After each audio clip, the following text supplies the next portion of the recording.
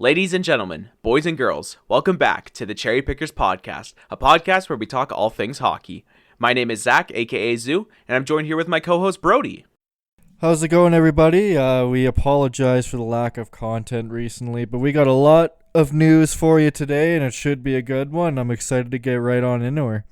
You guys know how it is. Life gets busy. Both me and Brody, trying to record from our own homes. It's hard to get schedules to line up, and we apologize that we haven't been able to get an episode out every single week. But like Brody said, we do have a lot of content. It is a jam-packed episode for episode number 11. So, Brody, let's just kick things off. Let's go back to last week, and let's just get everyone caught up with the news in the hockey world last week.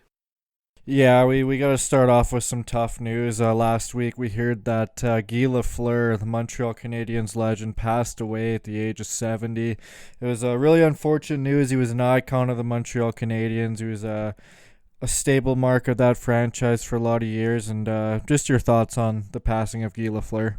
Yeah, it sucks. And I feel like every single episode, man, we start with someone passing away. But, that is life. People get older and these things happen. But, yeah, like you said, Guy Lafleur was such a staple and an icon of the Montreal Canadiens and really the NHL and the hockey community itself. And I know me and Brody were never really old enough to watch Guy Lafleur ever play. But, we've only ever heard good things about him. And he's, one of the most influential players to ever play the game of hockey. So very unfortunate, absolutely, that another icon has passed in the hockey world. And like always, we wish Guy Lafleur's family our condolences and best wishes.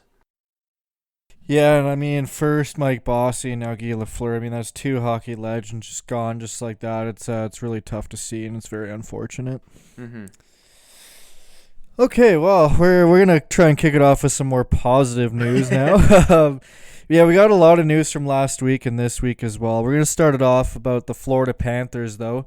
They have actually broke the salary cap era record for most goals scored in a season. Florida's just been on another level this year. They've had a couple games where they've scored like 9 goals. They've just been on an absolute tear. And just your thoughts on the Panthers this season?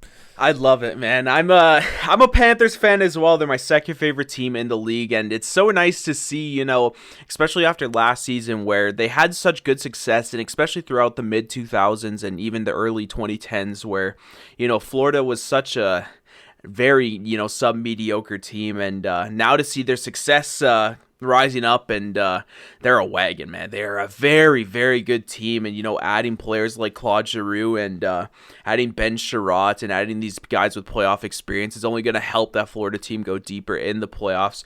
And they're going to be taking on the Washington Capitals in the first round, who, Washington isn't quite as good this year as they have been in the last years, but they got some playoff experience too, so it's going to be a good little matchup there. But yeah, Florida, great team. They've had so much success this year, and they've been just firing on all cylinders. So it's awesome. I love to see it. Yeah, me too. Like you said, Florida's been a team that struggled in the mid-2000s, like early to mid-2000s. They were not a very good team. They were consistently at the bottom of the league. So it's nice to see them turning that corner, and they have a very solid core of players, and there's nothing but good coming in the future for Florida. Mm-hmm. All right, now on some next news here. We got to talk about a first overall pick. Owen Power last week scored his first NHL goal with the Buffalo Sabres. He was recently signed to an entry-level contract. I believe he played for the University of Michigan, the Wolverines, yep. I believe is who he played for. And yeah, he did appear a little bit in the World Juniors, but unfortunately they had to shut it down due to the Omicron variant, so that was unfortunate. But just your thoughts on Owen Power scoring his first NHL goal? He's going to be a nasty defenseman coming up through this league. He's big. He's, 6'6". He's got a good frame. He's a good skater, very good puck mover, high hockey IQ. He's a very good defenseman. Putting him on a D-core that's also got Rasmus Dahlin as well is going to be just nasty in a couple of years for Buffalo. And Buffalo in general has been one of those teams that I'm really excited to watch, in the next couple seasons. Like, they're starting to, ever since the Jack Eichel saga, they're starting to really, get their identity, and they're starting, to surprise a lot of people, and they kind of went on a little bit of a tear, near the end of the season. Jeff Skinner's had a good season, Tage Thompson's had a great season, even Kyle Okposo scored 20 goals this season, so No, Buffalo is they're going to be a good team. Owen Power, like I said, he's going to be such a good defenseman in the next few seasons here, and really he's going to have a great career in the NHL. But always exciting to get your first NHL goal. Congratulations to Owen Power there, and yeah, looking forward to his career for sure. And I'm hoping Buffalo turns that corner. I mean, they've missed the playoffs for quite a few seasons in a row now, and they have a solid decor being built with Rasmus Dahlin and Owen Power. They've got a good future ahead of them there. I think they're going to start to turn that corner. At least I'm hoping they do, and they start to become a playoff team again, because the Buffalo fans deserve it. You guys have been through a lot, and I know from the past how rough it can be. So hopefully Buffalo can turn that corner. We're going to talk about some other interesting news around the league. Apparently, the NHL Global Series is going to return with games in Prague, Czech Republic, and Tampere. I'm not sure where that is, but... Sounds Finnish. Yeah, actually, I'm not sure exactly where that is, but... I'll look it up. How did you spell it? It's Tampere. Yeah, it's Finland. It is Finland, okay. Yeah. So Prague, Czech Republic, and Tampere, Finland. So those will be some cool destinations for the NHL. I think it was a couple of years ago that Edmonton played in Cologne, Germany, and then I think they had a game against New Jersey that was in Sweden a couple of years ago. I don't know if that was I think Ottawa and Colorado played in a global series as well a couple of years ago. I don't know too much about the Global Series. Like I've heard of it happening, but it's all preseason stuff, and quite frankly, I don't follow preseason that much. So I know about the Global Series, but I don't really know any of the past history on it. Yeah, I think it's just a cool idea though to try and grow the Absolutely. game internationally and bring some more people to the NHL, to the fan base of the NHL anyway. So yeah, I think it's gonna be really cool that the NHL Global Series will be returning. And yeah, just your thoughts on some games in Prague and Tampere. No, I love it. Like it's so hard to, with a sport that only happens in two countries, being in North America, right? It's so hard to, build a following like outside of those two countries. So I think bringing, the NHL itself to, different European countries and stuff like that, I think it's great for the game, great for the fans, and great to build new fans of the sport as well, whether it be of NHL or just being fans of hockey, and it's such a cool thing, seeing just in a different environment, and the fans, they get excited over anything. Like any little thing that happens, they don't have favorites. So it makes for great games, and pretty much every team feels like the home team in those kind of games. So they're cool, and I think, it's like I said, it's a great way to, get the game out there and get more people checking it out. And speaking of fans of the game, we got to talk about Alexander Ovechkin. This guy's just on another level. He just tied Wayne Gretzky and Mike Bossy for the most 50-goal seasons in NHL history. This guy's not going to stop scoring goals anytime soon. And just your thoughts on Ovi tying Gretzky and Bossy.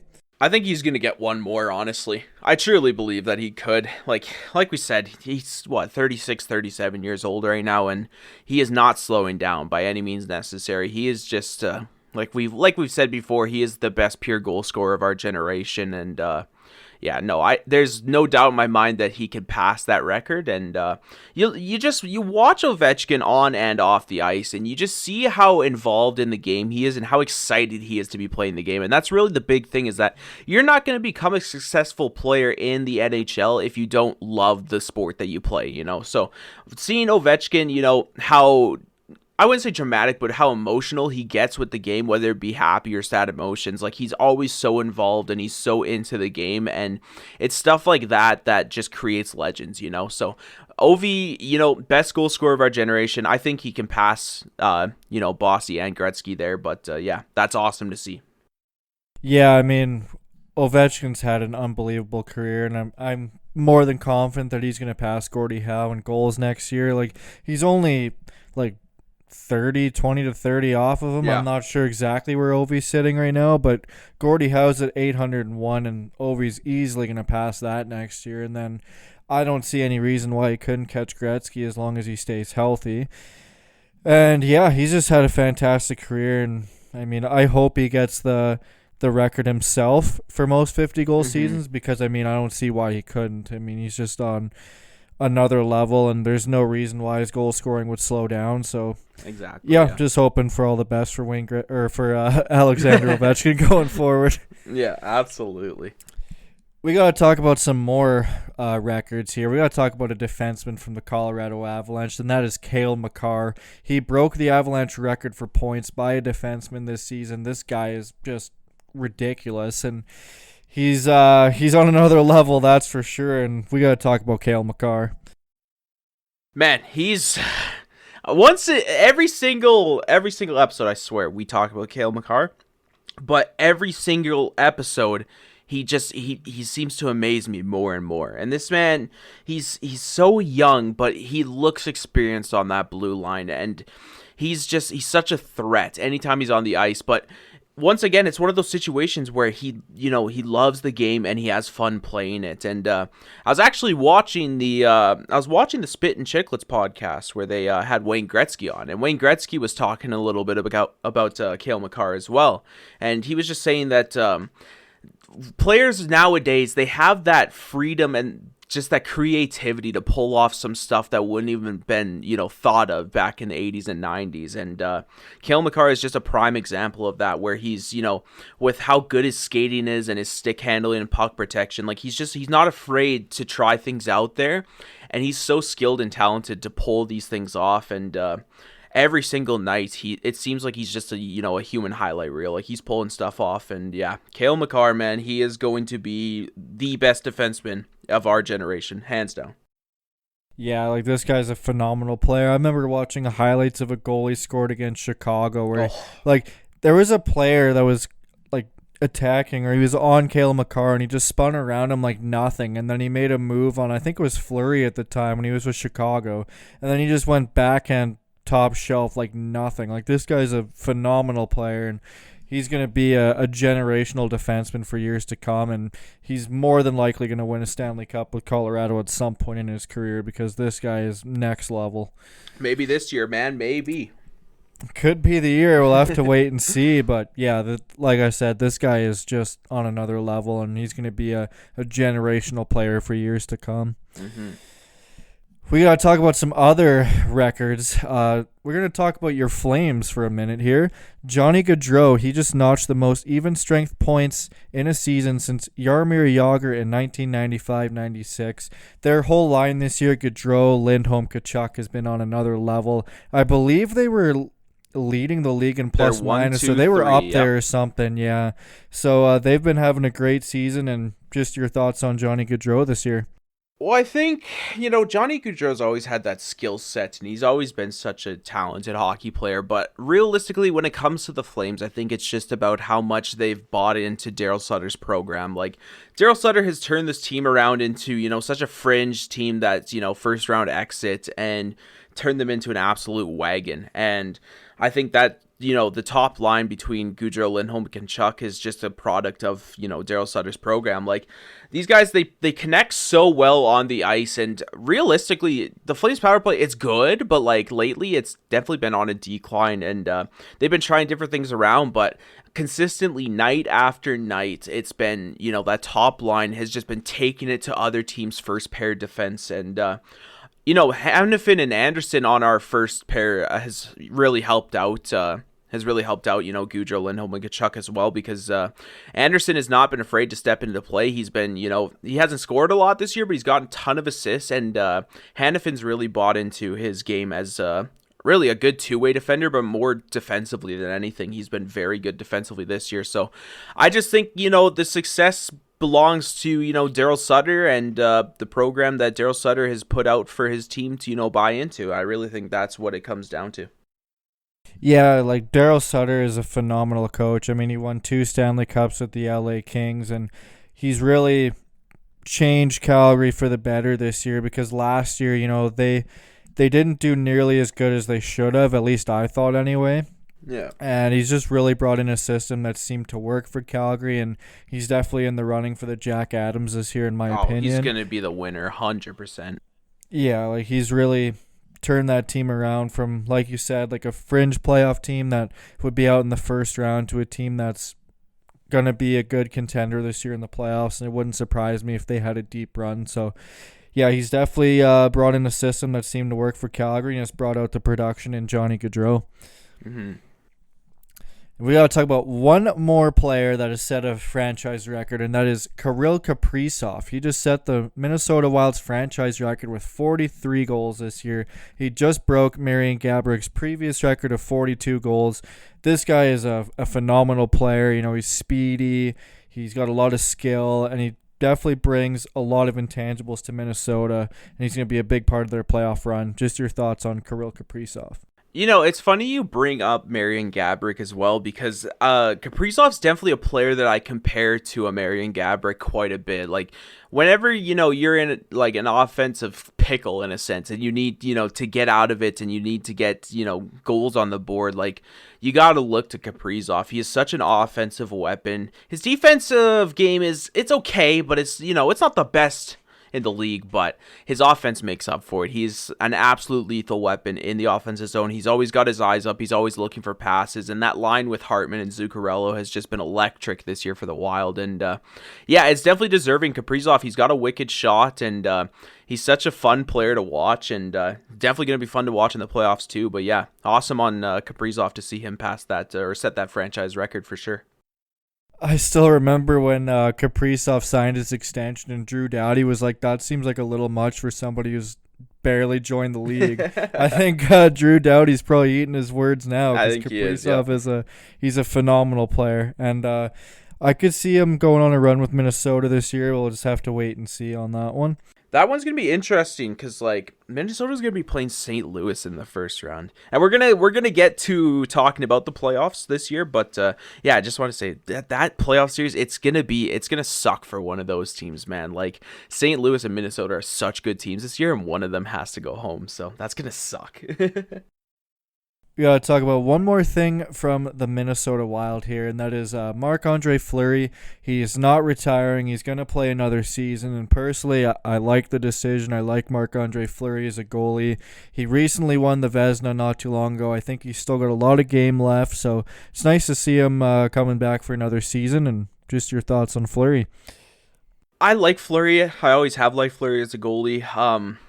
It's good to see that he's not ready to quit yet. We've seen a lot of players that have started to, you know, stretch their careers out till their late 30s, even early 40s, you know, and Fleury's one of those players that he's had quite a decorative career, and if you're going into the playoffs and you got Marc-Andre Fleury on your roster, you're happy, you know. He's such a playoff performer, and yeah, he's one heck of a goalie. So it's nice to see, you know, another player from our childhood, Brody, coming back to play another season, because a lot of them are starting to retire, and I hate it. It makes me feel old.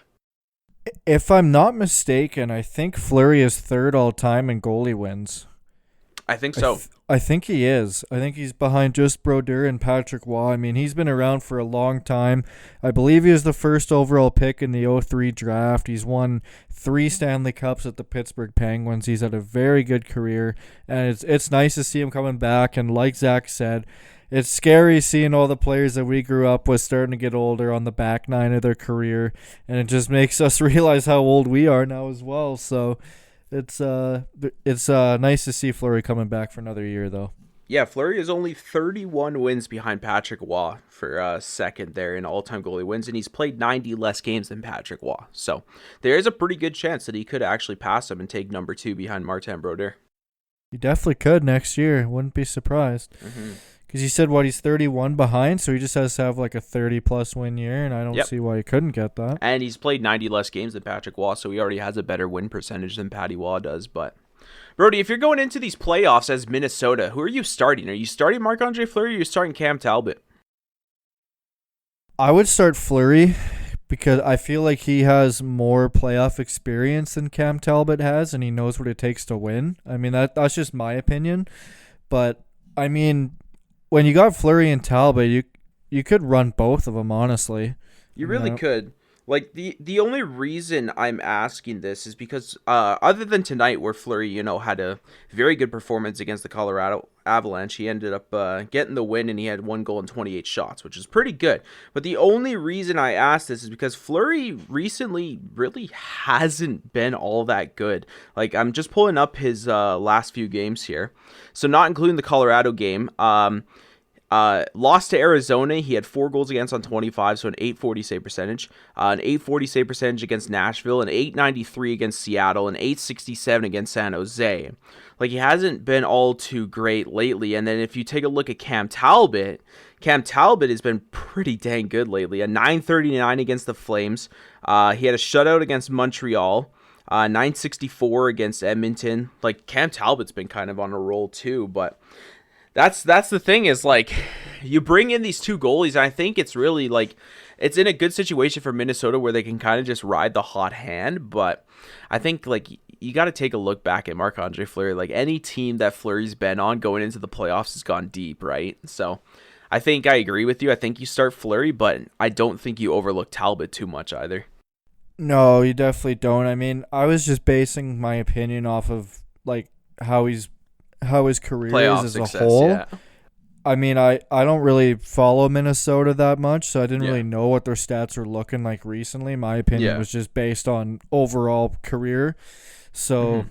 yeah, I mean, you could definitely ride them both. That's a luxury that Minnesota has when you have 2 good goalies that are both experienced. They're both veterans of the league, and they're both good goalies. I mean, Minnesota's in a good situation there, so it'll be interesting to see. But personally, I'd probably start Fleury game 1.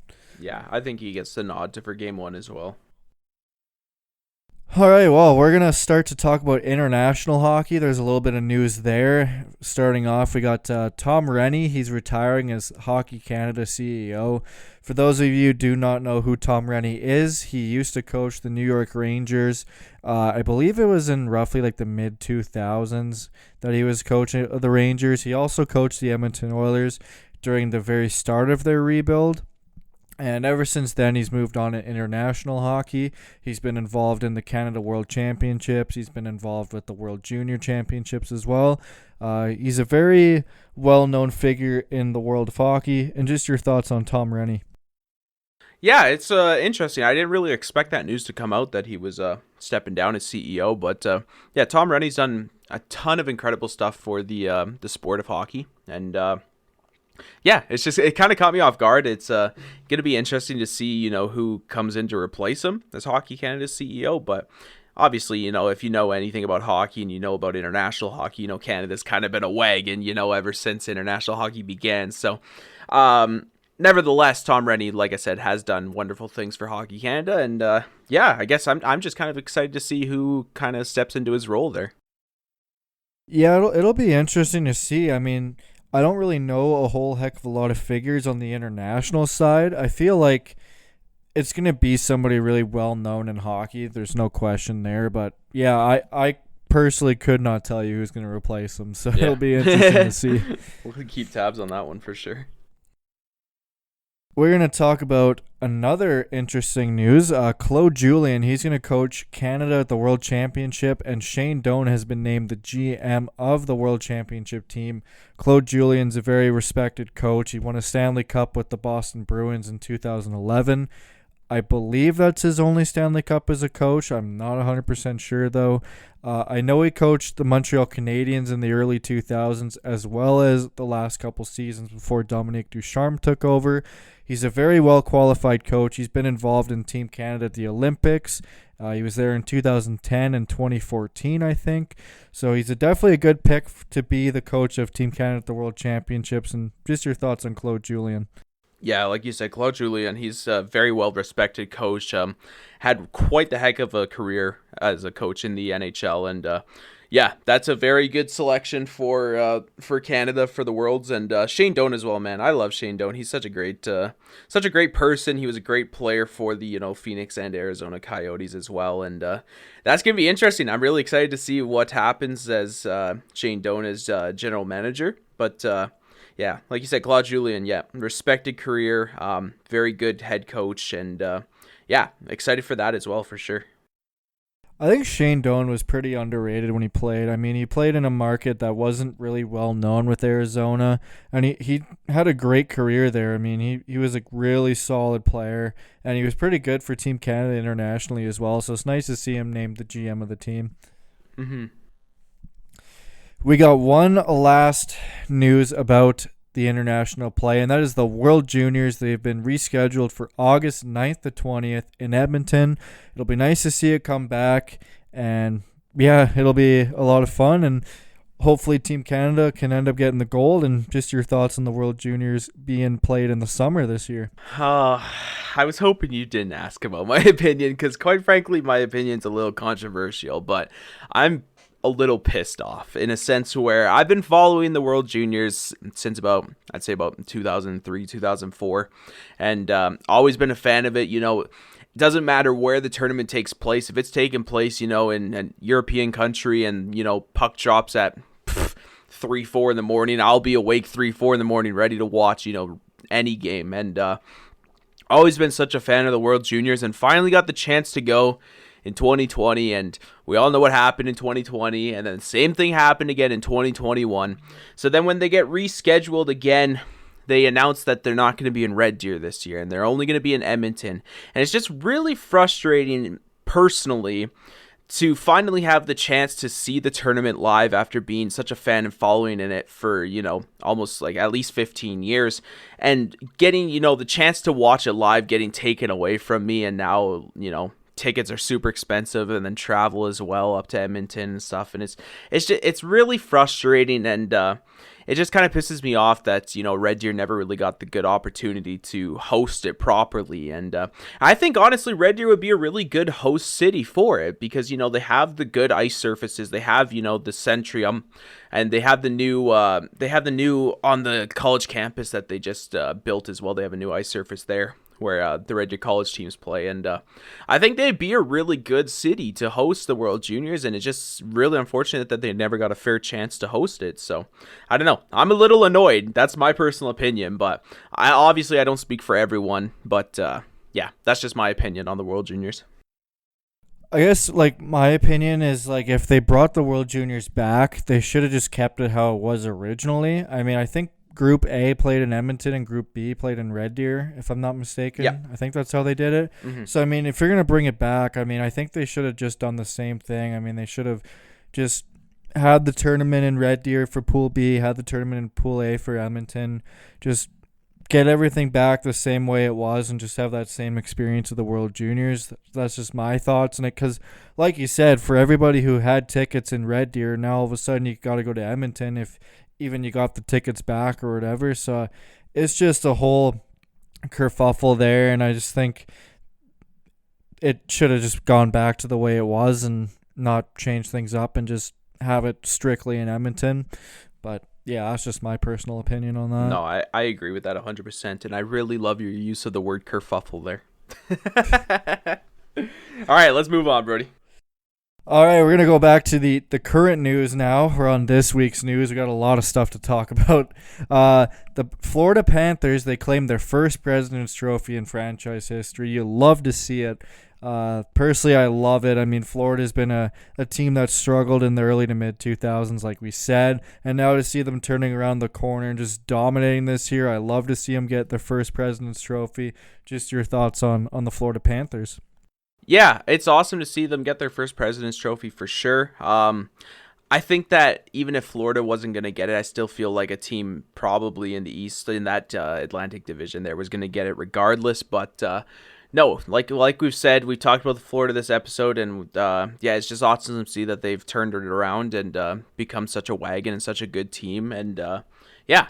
And I know, as as a player of the Florida Panthers, obviously the President's Trophy isn't really what you're looking for. It's at the end of the day, it's the Stanley Cup or nothing, right? But it is really cool to see how good Florida has become, and all their acquisitions turning into positives for them. Do you think the Florida Panthers can break that President's Trophy curse and end up going on a deep run this year? I think they can. I really think they can. It all starts from goaltending, and we know how good Sergei Bobrovsky can be, and he's definitely turned it around from the last couple seasons. And it's going to be beneficial too for Florida to have Spencer Knight to get a little bit of playoff experience too, because that's going to be their goalie of the future there. And if he's getting playoff experience, when he's only 20, 21 years old, it's going to be great for him in the long run. But like I said, it starts from their goaltending, then builds its way up, and their D-core, man, their defense core, it's going to be a rough D-core to play against in any series. Like, I would not want to go into 5, 6, 7 games against a defense core that consists of Ben Sherratt, Radko Gudas, Mackenzie Weegar, Aaron Ekblad. Like, these are tough hockey players, and they have the depth all the way down in the forward core. And I think they're a very well-rounded team. They've got tons of offense, tons of defense. Their goaltending has been really good this season, and I don't see why they're going to. I would say, in my personal opinion, like, I think, if anything, no less than a second round exit. Like, I think they're going to beat Washington in the first round. If anything were to happen, I think it would be in the second round. But I definitely could see them go farther than, I could see them going for a deep run. So anybody but Tampa this year. That's all anybody but Tampa, baby. We're going to talk about a team now that missed the playoffs, and that is the Vegas Golden Knights. They're missing the playoffs for the first time in franchise history. Personally, I love to see it. They're a rival team in my division. I don't like Vegas. I'm glad they're not in the playoffs, and I'm sure you feel the same way, but just your thoughts on Vegas missing this year. It's good hockey karma coming back around. Vegas, they got babied to, their Stanley Cup final appearance, and they basically got handed everything to them, and they gambled it all by trading Jack Eichel this year. Not to say that, Jack Eichel was the reason that Vegas missed the playoffs, because at the end of the day, you obviously want a number one center on your team in Jack Eichel. But it's just nice to see the hockey karma come around with so many people, not a fan of Vegas, and Vegas finally getting what they deserve. And albeit as well at the hands of the San Jose Sharks too, which was hilarious. They were up 4-2 with like a couple minutes left, and they blew a 2-goal lead and lost it in a shootout. And no, it's awesome. I love it. Like you said, as a division rival of the Golden Knights, and seeing them finally struggle for the first time in their young franchise history, it's awesome. Did you see the encrypted code that the Sharks had on the Jumbotron for Vegas? I absolutely did, and that was hilarious, man. I'll explain it for the viewers who didn't see it, but basically, long story short, the San Jose Sharks posted on the Jumbotron. It was just kind of like a phrase, and no one thought anything of it really until it was kind of spread around the internet, and people realized that every single first letter of every word basically spelt out F the Knights is what it spelt out. And how the Jumbotron guy got away with that is beyond me, because that's but regardless, that was hilarious, and that was probably the best thing that I've seen all week, honestly. Yeah, I mean, I love to see it too. You just love to see Vegas finally getting the karma they deserve, and it's going to be different not having them in the playoffs this year, but personally, I love it. Absolutely. And speaking of the playoffs, we got to go on a bit of some unfortunate news. This guy's been around for a long time, but I just heard it today, actually, that Dustin Brown is going to retire after the playoffs this year. He's had a very good career with the LA Kings. I believe he's a 2-time Stanley Cup champion with them. It was unfortunate, actually. He got the C taken away from him, and it was given to Anze Kopitar. So you hate to see it, but he actually did get the C for his last regular season game. Just your thoughts on Dustin Brown and his career. Yeah, I've liked Dustin. Well, I mean, I don't know. It's like, I like Dustin Brown, obviously, as a player.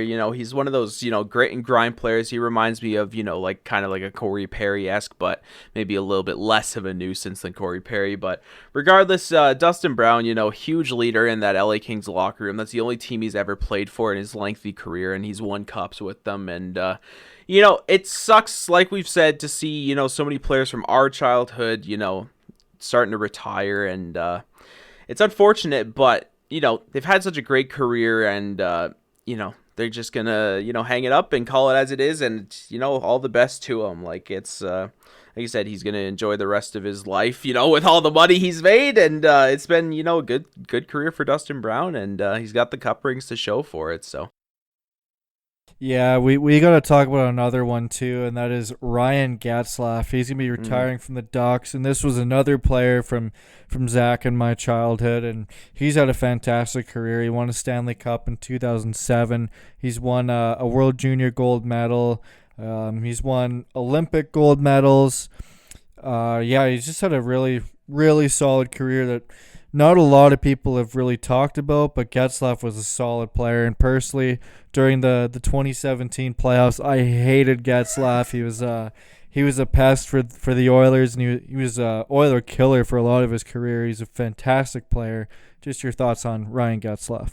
Yeah, Ryan Getzlaf, he's one of the more respected, most respected players in the NHL. And, he's so loyal, and he's such a good leader. And, he's such a great, aspect of the team for that young Ducks team that's coming up with Trevor Zegras and Sonny Milano and Jamie Drysdale and stuff like that. He's been such a good image and influence for those players, and really shown them how to be, a good NHL player, and, a proper and well-respected NHL player. And like you said, he's got the accolades, he's got the gold medals, the Stanley Cup in 2007, and spent his entire career with the Ducks as well, which is awesome to see. And he's just, like I said, such a well-respected player in the league. And sucks to see another one go, but Ryan Getzlaf, he's had a heck of a career. But just really quickly, Brody, before we move on to the next news, now, today is Friday, April 29th, as of recording this, and nothing has been announced yet, but today was the final day of the regular season in the NHL, and we have a couple players that had post-game handshakes with the opposition team, so you really can only expect what that means. One of those being Keith Yandle for the Philadelphia Flyers. After the game against the Ottawa Senators, the entire Senators team came out and shook hands with Yandle. Another one that really broke my heart when I saw the notification was Zdeno Chara of the Islanders. They played the Tampa Bay Lightning tonight, and the entire Tampa Bay team came out and shook Big Z's hand, and the fans were all chanting his name and stuff. Now, I did read from Friedman that nothing has been announced from Zdeno Chara yet, but you can only imagine what that means, when players come out and go for one more handshake. So what are your thoughts on Yandle and Chara? Do you think they're calling it quits or what? I think Chara is for sure. The reason I say that is because he did sign with the New York Islanders, and that was the team he began his career with. So I kind of had a feeling he would want to retire with the team he first came into the league with. So for me, I think Chara is probably going to call it a career. As for Keith Yandle, I also feel like he's going to. And the reason being is because his Ironman streak did end this year. It was an unfortunate happening there, but I feel like that was partly why he was still playing. I think. I mean, Philadelphia, they're not really a team that's going to go anywhere. And yeah, I just think that Keith Yandle's time is done. I mean, he's put in a really good career. I think he's got nothing really to prove anymore now that his Ironman streak is done. So for me, I think they're both done personally. I 100% agree with Keith Yandle, like I said, or like you said, with the Ironman streak. I think really that was the only reason he was still playing. He's definitely, his numbers have definitely fallen off quite a bit, and he's been, a solid guy. If you're not really overly expecting, scoring that much, his scoring numbers have dropped off quite a bit, but he's been a decent, third pair defenseman. But I truly think that he really was only in it for the Ironman streak, and that's done now. So I think Keith Yandle could be done.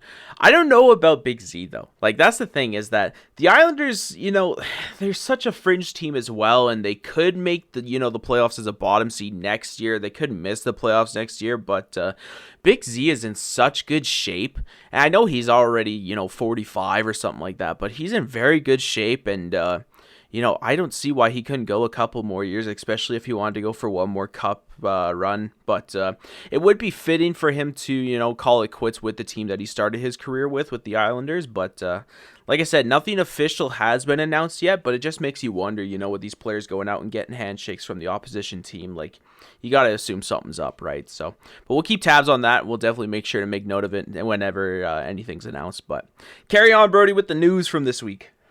Yeah, we still got quite a few topics to go through, actually, and we got Patrice Bergeron. He just hit 400 career goals with the Boston Bruins. He has had a very solid career as well. I've always liked Patrice Bergeron. I think he plays the game the right way. He's a great leader. He always comes to the rink every day, wanting to be the best player he can be, and he's the Selke Trophy man himself. Like, this guy's a very good defensive forward, and I love to see him hitting 400 career goals. It's great for Patrice Bergeron. And just your thoughts on the career Patrice Bergeron has had so far. Yeah, he's another one of those guys that's, he's got the accolades. He's a cup winner. He's a gold medalist. He's a very, very good hockey player. And like you said, he's the Selke man.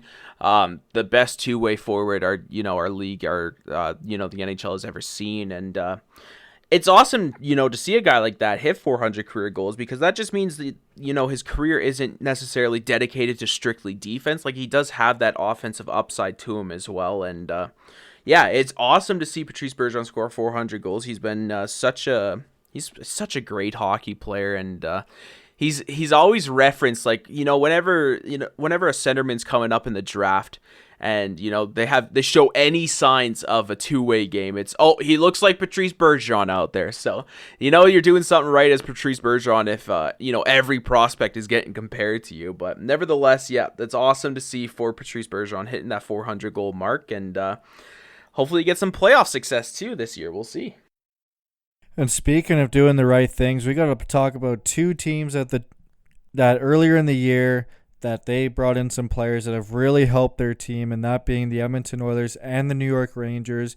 They have two players that they're going to be looking to sign. They're pushing hard to do it from news that I've seen, and that is Evander Kane and Andrew Kopp. Both have made a significant impact to the success of their team.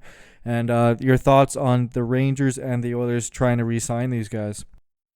Yeah, it's gonna be interesting in Edmonton. I know, is it Puljujarvi that needs an extension? I don't know. Edmonton's in a little bit of a cap crunch, and I don't think they expected Evander Kane to kind of pop off the way he did this year. But yeah, nevertheless, hate him or love him, Evander Kane, he's got over 20 goals this year, and he's been a very good, second liner or even first liner for the Oilers, and he's been a very good contributor. And he's got some grit, he's got some toughness, and he's a good player that you kind of want in those playoffs, to be, whether it be, scoring goals or being a pest for the other team. So, like I said, you hate him or love him, but, Evander Kane, he's doing the right things in Edmonton, and he's looking to get some success in Edmonton for the playoffs. But let's go over to the Rangers with Andrew Kopp.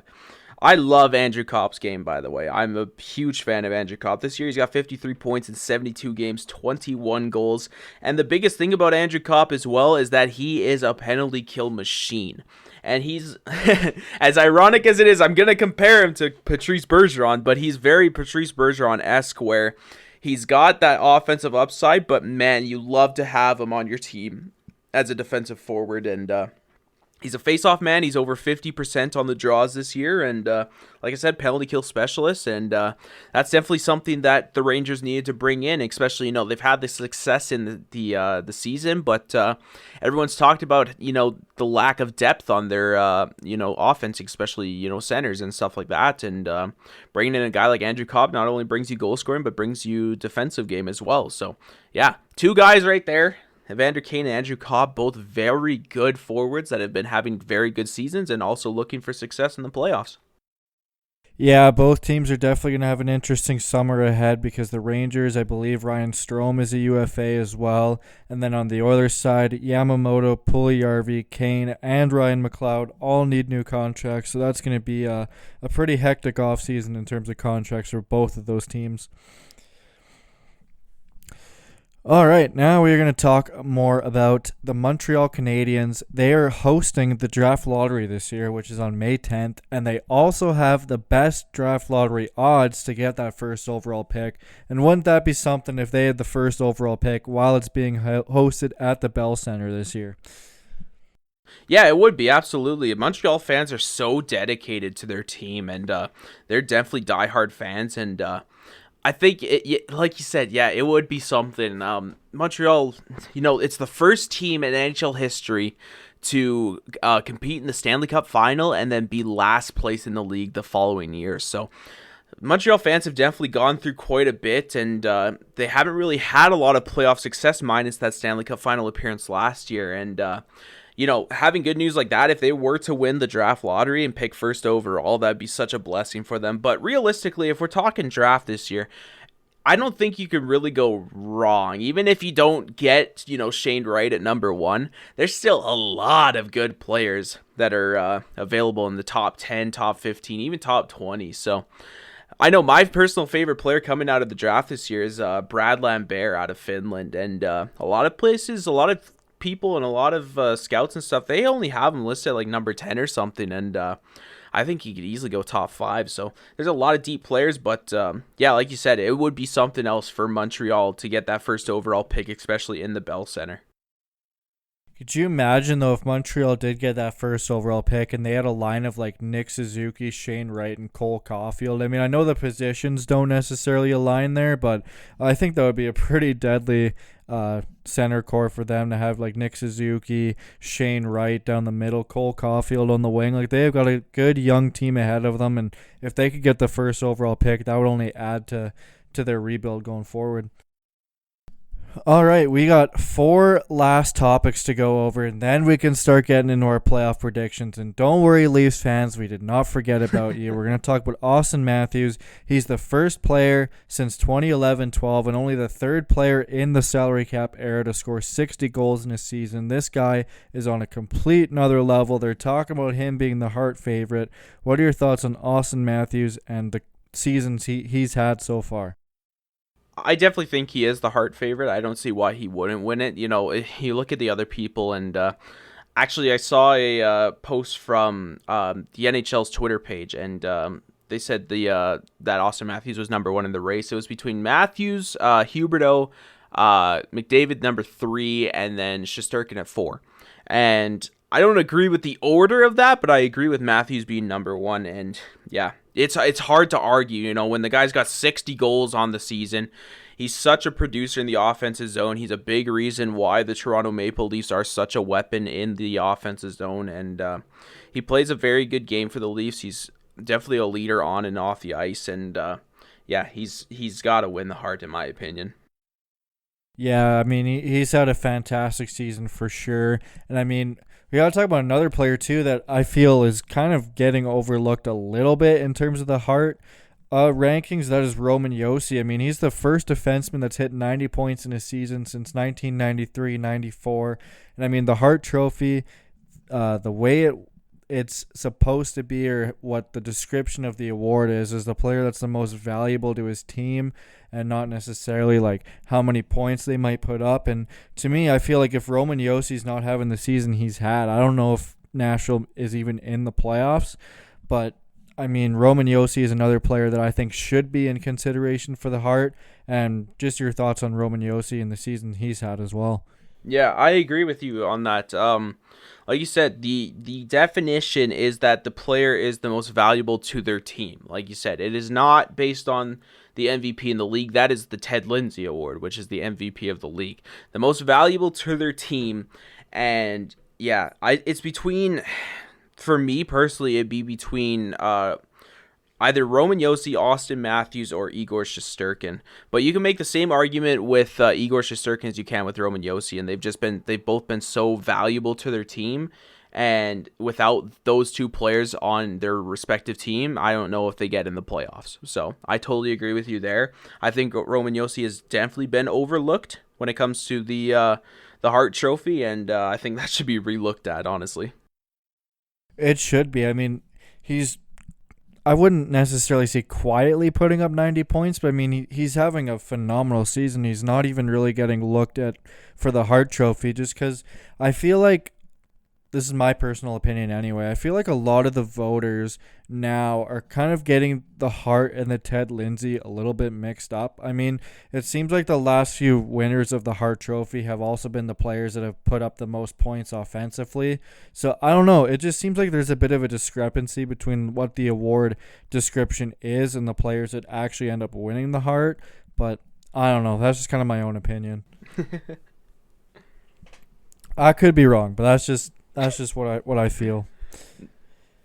No, I think you're on the right track there. I truly think that the two awards are getting mixed around, and yeah, the Hart Trophy it seems to be so much more valuable than the Ted Lindsay Trophy, even though you look at it, it's like the Ted Lindsay Trophy is the MVP of the entire league. Meanwhile, the Hart is the MVP to that person's team, right? So no, I agree with you. I think that people are starting to get them confused a little bit. Well, there's definitely no confusion with this, and we're going to talk about a player that's been kind of brought style into the league this year. He's done a lot of crazy stuff, whether it be goals, shootout attempts in the All-Star game, anything like that. And that is Trevor Zegras. He just set the Ducks rookie scoring record this year. He's a phenomenal player. I mean, this guy is not afraid to try anything on the ice. He's got a lot of skill. Just your thoughts on Trevor Zegras? I love it, man. I love Zegras' game. I love his style. I love his swagger. I just love what he brings to that Anaheim Ducks organization, and that's going to be one player that is going to be such a positive in their future. And yeah, Zegras is kind of low-key becoming the face of the NHL, like coming up. Obviously it's Austin Matthews or McDavid, but Zegras right there, man. He's bringing so much more character into the game, and he's bringing a lot of people.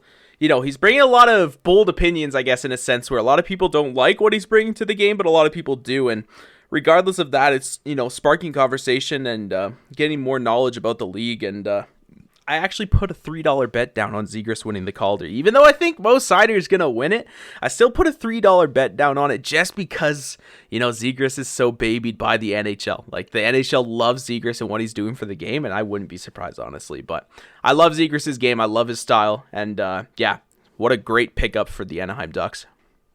Yeah, I really like what Zegras is bringing to the NHL. I mean, it's becoming such a skill league now, and players are not afraid to do a whole lot of crazy stuff. And personally, like, this isn't really NHL related per se, but I would love to see Trevor Zegras being on the cover of the next NHL game. That'd be cool. I think that would be so cool. Just with what he brings to the game, I think it would be a perfect ambassador for EA Sports, just with the direction the league is going now, and I think it'd be really cool if Zegras was on the cover next year, but that's just my opinion. I like that too. It's almost like they tried with PK Subban to kind of be the ambassador of EA's NHL franchise, and it almost seemed like PK Subban was trying too hard to be liked in a sense, and then they did it with Austin Matthews, and Austin Matthews, I mean, like, he's good. I don't know how to explain it. I feel like Austin Matthews is better than the NHL franchise, But with Zegras, I agree with you there. I think Zegras would definitely embrace it. And, yeah, he'd be a great mascot and a great, not mascot per se, but great, figure, an idol, I guess, in a sense, for the EA franchise. And, no, I agree with you. I'd love to see Zegras on the cover. We got to talk about one last topic, and then we'll get into our playoff predictions. And we got to talk about an idol of the game, that is Sidney Crosby. I just seen that he joined Jaromir Jagr and Mario Lemieux as the only Penguins to score 30-plus goals 10 times. And we got to think about this, too, is Crosby basically missed 2 full seasons. I think it was 2010-11, he missed like half the season. 2011-12, he barely even played that year. And the fact that he still put up 30-plus goals 10 times is absolutely phenomenal. And Sidney Crosby has had a very illustrious career, and just hats off to Crosby and what he's done in his career. I mean, this guy's insane. Mm-hmm. Absolutely. Is it playoff time, Brody? Are we about to talk playoffs now? It is playoff time. We've gone through all the notes of the last couple weeks. It is playoff time. Let's do it. So, the NHL playoffs start this coming week. There's one more bracket or one more matchup that has not been decided yet, but it's pretty much a shoo-in. The only thing we're waiting on at the time of recording right now is the Nashville Predators. They are currently playing the Arizona Coyotes in the last game of the season. We need 1 point from Nashville, and that will secure them playing the Flames. Right now, they're up 4-2 on the Coyotes, and it's the Coyotes. So I think they're going to get a point out. So we're going to go off the assumption that the Nashville Predators are playing the Calgary Flames in the first round. So, Brody, how we're going to do this is I'm just going to read off every single matchup, and I want you to tell me who you think's going to win and why. and we're going to go all the way to the Stanley Cup, and I want you to predict the Cup winners. So, let's start off in the East, Brody. We're going to start with the President's Trophy winner, Florida Panthers versus Washington Capitals. Who do you got? I got Florida winning that series in 5. Florida in 5. I tend to agree with you as well. I think Washington could steal a game, maybe 2, but yeah, Florida, deep team, good acquisitions at the trade deadline. Florida in 5 seems to be unanimous between us. Let's go over to, we'll save the controversial one for last. Let's go to Carolina versus Boston. Who do you got? I have actually got the Carolina Hurricanes in 7. I think it's going to be a close series. I mean, Boston's a very good team, and for a wild card seed, them being 51-26-5, I don't think they're going to be easy for Carolina. I know Carolina has had success on them during the regular season, but playoffs is a whole different animal. They're a team that's gone to the Stanley Cup final before, so for me, I see Boston pushing Carolina to the brink, but I still have Carolina in 7. I think that's going to be a very interesting series. We don't know. I don't know how long Freddie Anderson's out, and Freddie Anderson has been a rock for the Hurricanes this year. Carolina has absolutely dominated in the season series. The first game went 3-0 for Carolina. The second game was 7-1 Carolina, and the final one was 6-0 Carolina. So in the season series, they've outscored Boston 16-1. However, you do have to remember that it is playoffs. You never know what could happen. And I'm just, for the spite of things, I'm going to say Boston in 7. I was thinking Carolina in 7. I don't know about their goaltending situation. Boston's had great goaltending from Swayman. And I think Boston might sneak away with one there and beat them in 7. All right. Rangers versus Penguins. Rangers are the home team. Who do you got? This is going to be a dogfight of a series. I really think it's going to go 7 games. I would be very surprised if it didn't. But for me, I'm actually going to say the Rangers in 7. I think if Shesterkin can keep up playing how he has in the regular season, I don't see why he can't. Chris Kreider, he's put up a 50-goal season. They've got some good players around him. Panarin, Zibanejad, Strome, Andrew Kopp coming in. Jacob Trouba on the blue line. I feel like the Rangers are going to sneak away with one and they're going to beat Pittsburgh in 7, but it's going to be a long series. It's going to be a dogfight. Pittsburgh's a good team. They have Stanley Cup experience, but I'm going to go with the Rangers. I'm going to have to agree with you there, Brody. I also think the Rangers are going to win in 7 as well. I really think it just comes down to the lack of Pittsburgh's defense. And if you're coming down to a goaltender matchup between Jari or Shesterkin, especially after this year, it's got to be Shesterkin, right? So I think with the weapons that the Rangers have up front, they're going to, get the better end of Pittsburgh's defense. And like you said, it's going to be an absolute dogfight as well. That playoff series is going to be great, and I'm really excited for that one. But I think the Rangers are going to come out on top. Now we have the final first-round matchup of the East. This is the one that's most talked about. The Toronto Maple Leafs versus the Tampa Bay Lightning. Who do you got, Brody? I'm sorry, Leafs fans. I got Tampa. Oh, no! I got Tampa in 6. I mean, they're the 2-time defending Stanley Cup champions for a reason. They have a team that's playoff experience. I know Toronto's going to have a huge fire under their belly to try and overcome that first round deficit that they've got. But, I mean, when you got Vasilevsky, you've got Victor Hedman, Kucherov, Stamkos, Point, like their depth is still pretty good considering that they lost like their entire third line. And to me, I just think Tampa's too experienced for Toronto, and I have them in 6. So I have 2 separate outcomes, and I'm trying to weigh which one I think is going to be the correct one. My first one, my initial gut feeling, Leafs in 6 is what I'm thinking. Now, my other gut feeling is Tampa in 4, and I'm not even joking because I really think this could go either way. I think the Leafs could actually finally get something done this year. But there's also the side of how much pressure is on the Leafs this year. Like, everyone's talking about it. Are the Leafs going to do something in the playoffs? Are they going to win a series?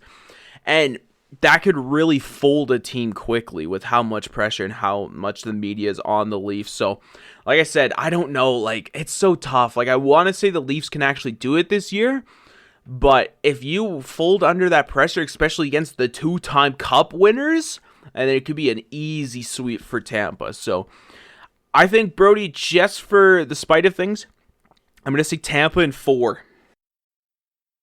All right, Tampa pulling off the sweep. Tampa in 4 against the Leafs. All right, let's move over to the Western Conference. The first matchup we have, or hopefully we'll have, is Colorado versus Dallas. Who do you got? I have Colorado winning in 5. I think they're just miles ahead of Dallas. I think Dallas could maybe get one game, but honestly, I could see Colorado sweeping Dallas or even just beating them in 5. I got a Colorado sweep in that one. I don't think Dallas has near enough to hold back the weapons that Colorado has. You know, Colorado's D-core is scary deep. Their offense has gotten even better with their trade deadline acquisitions. I just think that, you know, the relentless pressure of their offense is going to break Ottinger, and I think Colorado's going to walk away out of there with a sweep on their hands. So let's move on. We got, let's go with the Pacific Division. We got the Oilers versus the Kings. Who do you got? I don't want to be biased here, but I'm going to say the Oilers are going to win in 6 games. I think their offense is deeper than LA. I think their defense can hold as long as, you know, Nurse is ready for game 1. They've been playing really good hockey under Jay Woodcroft. They've actually have like a 70% winning percentage under Woodcroft since he's come in. They're playing a lot harder for Woodcroft. They're playing a more structured system, and I see them beating LA in 6. You know what, Brody? It's not biased, and coming from the Flames fan, I have the Oilers in 5 over LA.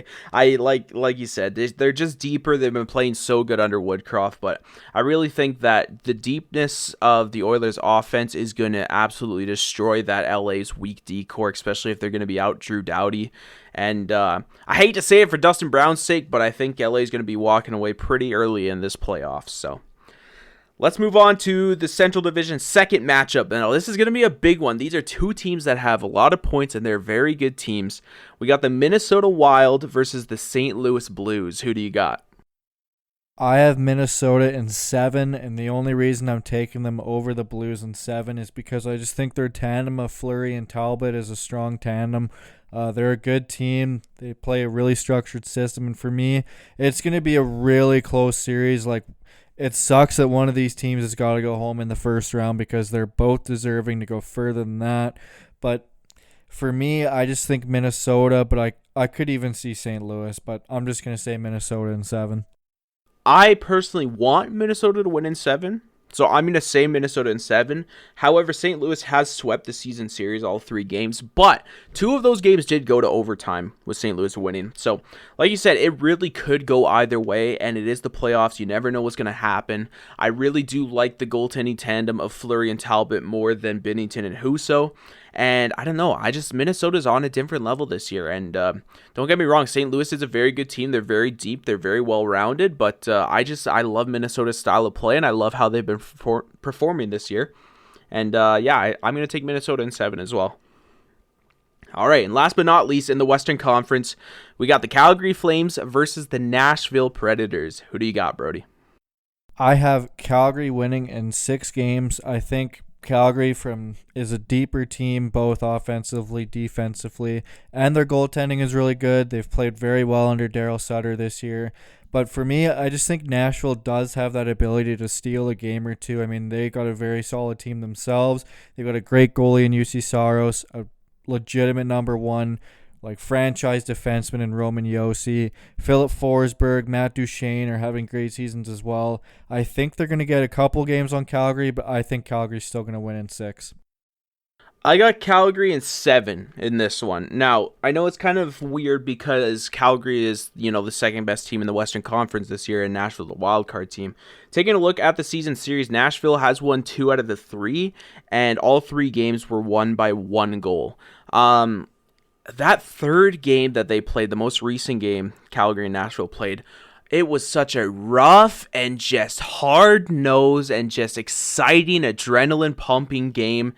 and it really could go either way. Like in that last game, Matthew Tkachuk tied the game in the third period with 0.1 seconds left on the clock. So realistically, anything could happen. However, I do think the Flames are going to walk away with this one. The Flames are just built to be a rough playoff team. Like, I wouldn't want to go, 5, 6, 7 games with a team that has Lucic, Tkachuk, and Branson, Zadorov, Chris Tanev, like these hard-nosed, just tough hockey players. So I think Calgary's going to walk away in 7. I think Nashville is definitely going to make it a series. Nashville is a really good team, and if UC Saros is back, I know he got injured in that Flames game, but I think he should be back to start the playoffs. But if UC Saros is in net, it's going to 7. If David Rittich is in net for Nashville, it's going in 5. So that's my prediction. So let's go back to the Eastern Conference in the second round. So, Brody, you had Florida beating Washington.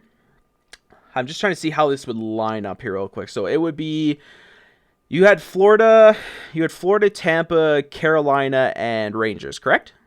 That is correct. All right, so you would be having, I think it would be Florida, Tampa, and then Carolina, Rangers, if I'm not mistaken. So, Florida, Tampa. Who you got, Brody? I am going to take the Florida Panthers in 7. I think their offense is deeper than Tampa's. Their defense is still really good. We know Bobrovsky is a good goalie, and he can play really good for them. So I think if Florida gets everything going and they're playing the way that they've played all year, I can see Florida taking out the 2-time defending Cup champs. So I'm going to take Florida in 7 in round 2.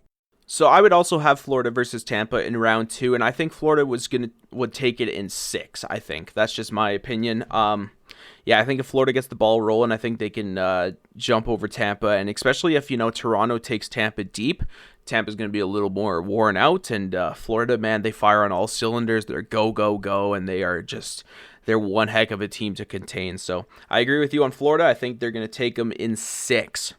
So your other Eastern Conference matchup would be the Carolina Hurricanes versus the New York Rangers, the 1-2 in the Metro. Who do you got in that matchup? It's going to be a good series as well. It really depends on Freddie Anderson's health and if he's going to be back for the playoffs. Carolina is a very good team, both offensively and defensively as well. I mean, they're a very tough go for the Rangers. I do have Carolina in 6 as long as they're healthy. I just think, Shesterkin's had a great year. The Rangers have had a really solid year with goal scoring as well, but I just feel Carolina is going to be too much for them, and I've got Carolina in 6. So I've got Rangers versus Boston in that second round matchup, and I'm going to go with the Rangers on that one. I think, Shesterkin's play lately has just been so good. I think the Rangers' depth is a little bit better than the Bruins, and I think the Rangers could come away with a pretty decent win in that series as well. So I think the Rangers, I'm going to say 5. I'm going to say the Rangers in 5 over the Bruins in that one. All right, moving on to the Western Conference, and now I'm going to have to figure this one out. Okay, you had Minnesota over St. Louis, correct? Yep. Okay, perfect. So you would have, it'd be C1, C2, P1, P2. So it would be a battle of Alberta. Calgary versus Edmonton, Brody. Who you got? I've got Calgary in 7.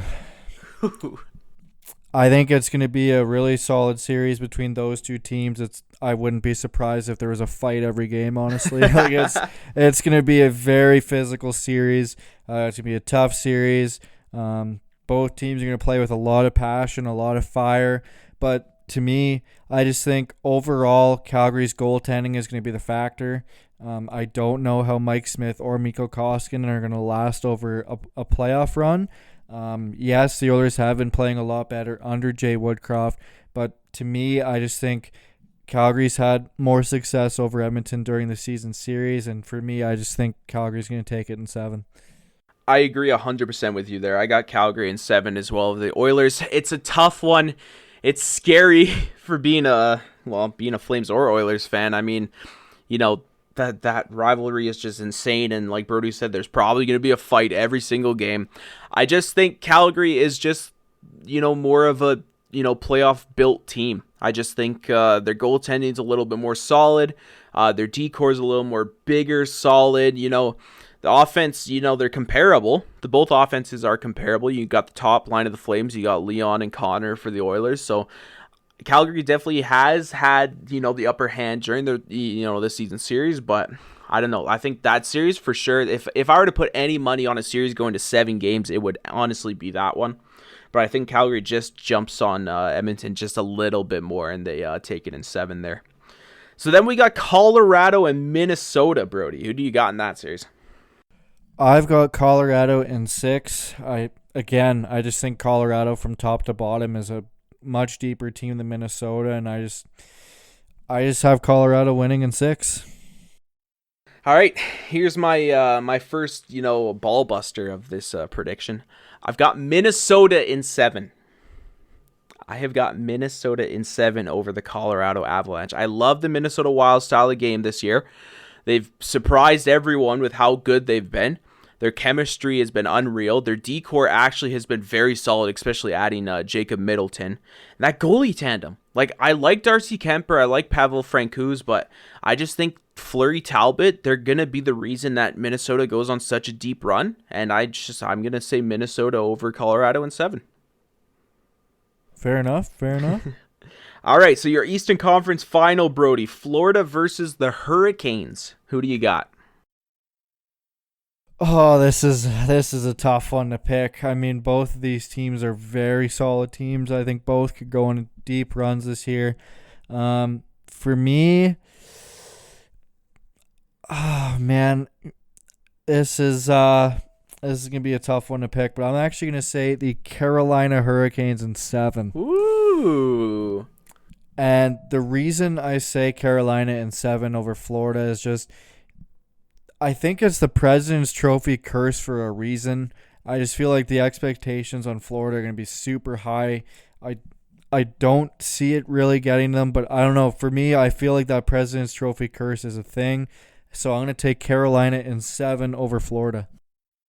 I'm going to have Florida versus the Rangers, and I'm going to say Florida goes in 6.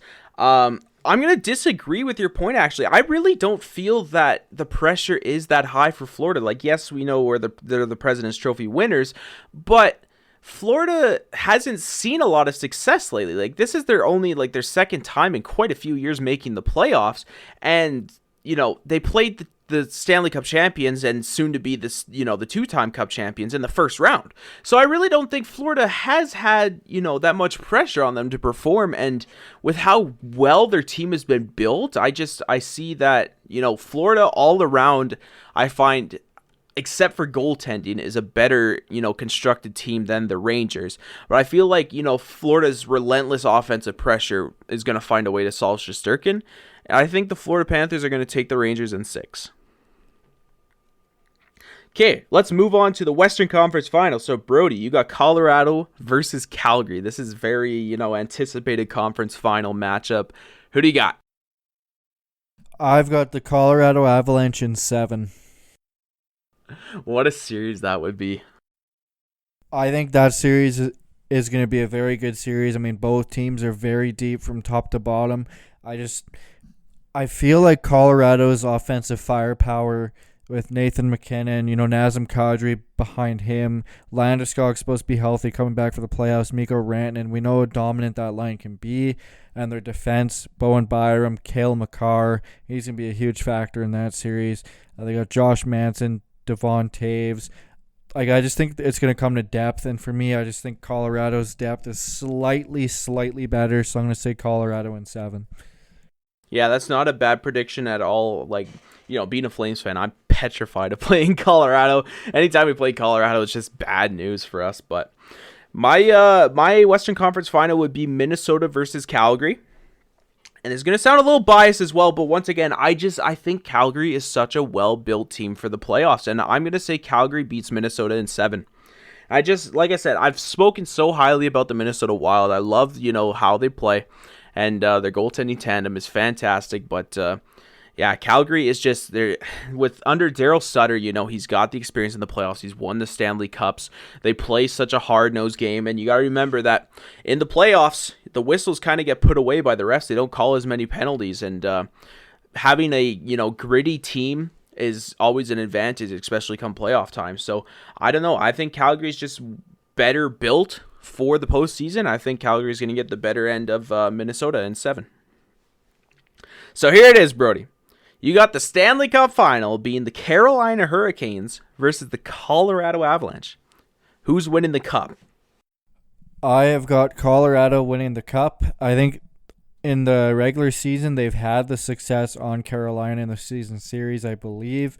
And again, I just think it comes down to the depth from top to bottom. I just think Colorado is built better for the playoffs than Carolina. It is slight. Carolina is a very good team, but I just think the overall offense, defense, and goaltending is built for Colorado to win the Stanley Cup this year, and I just think it's Colorado's time. I think they're going to win. I think that Stanley Cup final would honestly be one of the most exciting Stanley Cup finals we've seen in quite a few years. That just the offensive firepower and just how well built both of those teams are from top to bottom. I think that would be such a good Stanley Cup final, honestly. I'm kind of sad, Brody. You know, I was expecting you to say an Oilers versus Canes, rematch of of 06, but Brody's got the Avalanche winning the Stanley Cup. My cup final would be Florida versus Calgary. And no, I'm not going to be biased. I think the Florida Panthers would win it all. I think they'd take Calgary in probably 5 or 6 games. Florida, man, they're just, like I said, they're a wagon. Like I said, Calgary is a good built playoff team, but Florida has got way too much offensive firepower, and they're rolling on all 4 lines. They're very similar when it comes to defensive structure, like the Flames. They've got all the big, physical presence on the back end, and it's a goaltender matchup between Markstrom and Bobrovsky, and both goalies are very good. But when it comes down to the offensive depth, I think Florida takes it and takes it by quite a bit. So I'm gonna say probably Florida in 5 or 6 against the Flames in the Cup final.